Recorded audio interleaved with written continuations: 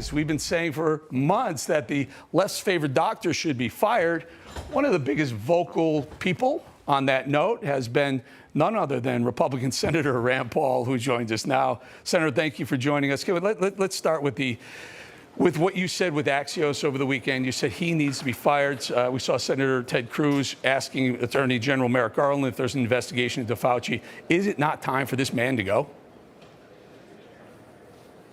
Well, you know, last week the NIH finally admitted that the research that was being done in Wuhan lab that was funded by NIH, that Dr. Fauci has been trying to escape from, that yes, they did do gain-of-function research. They took an unknown virus, made it more dangerous. They created a virus that doesn't exist in nature, and they discovered it was more dangerous after they combined it with another virus. This is the very definition of gain-of-function research. Fauci continues to skirt the issue, continues to say, well, we didn't know in advance, so we're not going to call it gain-of-function research because we didn't know in advance this would happen. Well, that's precisely what an experiment is. You're trying to find out whether something's more dangerous and why we shouldn't be doing this experiment. We've even had scientists, there's a scientist from MIT who wrote an op-ed in the Washington Post, not a conservative outlet, and said that basically this is a kind of experimentation that could lead to the end of a civilization. That's a pretty harsh statement. And yet we still have Fauci saying, oh, we need to keep funding the research in lab. That's in China. That's where the coronaviruses are. And I think that's crazy. And I think that shows such a lack of judgment that, yes, Fauci ought to be immediately fired. He should be fired for that. He should be fired for lying under oath, lying to you, calling you a liar, Senator, when we know now for a fact he was the one who was lying. Senator, the other crazy, wacky clown show that's going on in the White House lately, we saw this story today that the feds are now saying that passports will not only be for men or women. Now they're going to add another category called X in your U.S. passport. What are your thoughts on that? Bizarre beyond belief. I'm not sure most people at home even knows what that means. We have now new categories of humans we're not aware of.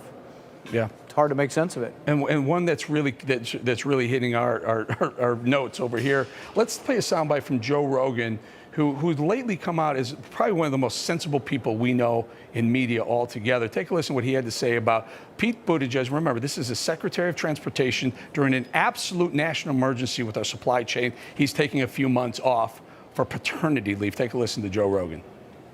What's crazy is that Pete Buttigieg during this whole time is on paternity leave. And you just want to go, listen, man, I understand it's hard to raise a child, but isn't that supposed to be for the person who gave birth? This idea that both parents should get maternity and paternity leave at the same time is a little weird. So, Senator, you have thoughts on the guy who's really responsible for transportation in the United States with the supply chain backing up? Americans are paying, double for gas, and so he's taking paternity leave off. What are your thoughts on this? I think my other sort of response is that it's more general. Having paternity or maternity leave is something that's evolved as we've gotten a richer country. Many private employers offer it. And so I think that's a good thing.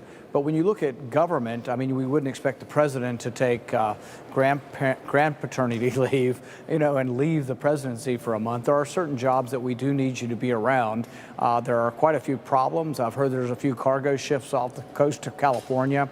So, yeah, I think that within reason, people need to be at their jobs. But I think that we shouldn't completely dispel the fact that as a country that's evolved and gotten richer, we do have more of these perks that come, but they only come from a wealthy nation. You don't get things like this in sub-Saharan Africa or India. You get this only as capitalism develops great wealth and companies compete for workers, they allow this. But in government service, I think it may have gotten excessive in this case. And Senator, while we have you here, there's a Senate panel throwing questions at Merrick Garland, Attorney General Merrick Garland, and the story keeps coming back to why Merrick Garland would you agree to use the FBI to investigate parents for potential domestic terrorism charges? You, Senator, I know this has to be right up your alley, using the FBI for things that they use it for currently, and now expanding that to innocent parents without a warrant. Without a warrant, this got to bother you, yes, sir? Yeah, without question, it is very worrisome when the National School Board is asking the Attorney General of the United States to use the full power of the federal government and the Patriot Act, which was really done not observing our constitutional rights, to go after citizens that are unhappy. I mean, what happened in Loudoun County with the rape of a girl and then being swept under the rug by the school board and then arresting the father for being unhappy?